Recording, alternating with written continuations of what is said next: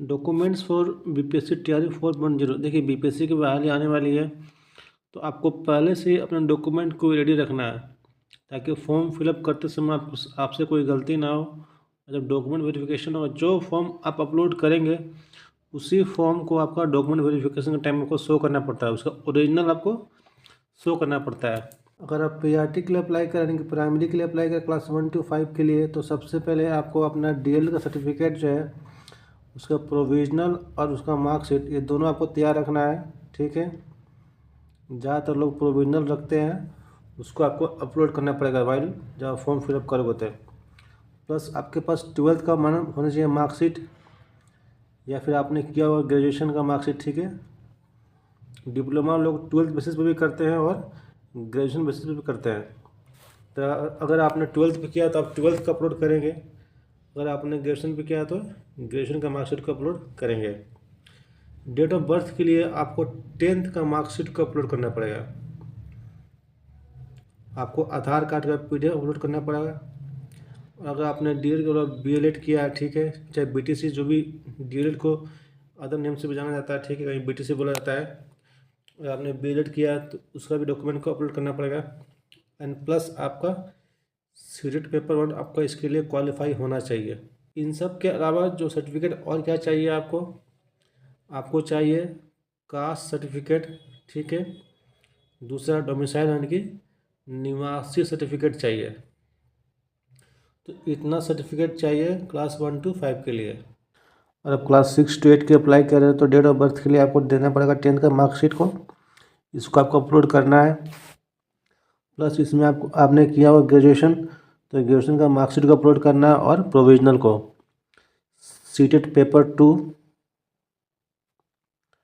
इसका पेपर को आपको अपलोड करना पड़ेगा। और सीटेट का जो एडमिट कार्ड है उसको भी संभाल कर रखिएगा, डॉक्यूमेंट वेरिफिकेशन टाइम में कभी कभी उसको भी वो लोग मांगते हैं। आधार कार्ड का पीडीएफ आपको अपलोड करना है। आपने बीएड किया होगा या कहीं कहीं 6 to 8 में डीएलएड के बेसिस भी होता है, तो वहाँ डीएलएड का देना पड़ेगा, या फिर बीएलएड, जो भी आपका जो डिग्री है टीचिंग का उसको आपको अपलोड करना पड़ेगा। और प्लस आपका कास्ट सर्टिफिकेट और रेसिडेंशियल यानी कि जाति और निवासी सर्टिफिकेट, वो तो अनिवार्य है सबके लिए। अगर आप 9-10 की बात करें तो यहाँ भी सेम ही है, यहाँ पे डेट ऑफ बर्थ के लिए 10th का सर्टिफिकेट को अपलोड करना पड़ेगा आपको। आपका जो ग्रेजुएशन का डिग्री है उसको अपलोड कीजिए, उसका मार्कशीट या आपका जो भी प्रोविजनल है जो भी लगेगा आप तैयार रखिए। ग्रेजुएशन के बाद आपको चाहिए स्टेट का पेपर आपको होना चाहिए क्वालिफाई, प्लस बीएड का आपका डिग्री होना चाहिए, इसको भी आपको अपलोड करना पड़ेगा। एंड आधार कार्ड एंड जातीय आवासीय निवासी जो भी सर्टिफिकेट है उसको आपको बना कर रखना है। देखिए क्लास 9 to 10 में आपका स्टेट लगता है, ठीक है, यहाँ पे सीटेट पेपर 2 नहीं होता है, इसको आपको अपलोड नहीं करना है। यहाँ पे वही ये नहीं लगेगा, यहाँ पर आपका लगेगा स्टेट का पेपर लगेगा। क्लास 11-12 जो पीजीटी के अंदर आता है, डेट ऑफ बर्थ को वेरीफाई करने के लिए 10th का मार्कशीट लगेगा आपको, ग्रेजुएशन प्लस पीजी का सर्टिफिकेट, इन दोनों का मार्कशीट एंड प्रोविजनल आप तैयार रखिएगा। आपका स्टेट का पेपर चाहिए, बीएड का पेपर प्लस आधार कार्ड, जाति और आवासीय, इन दोनों को भी आप तैयार रखिएगा।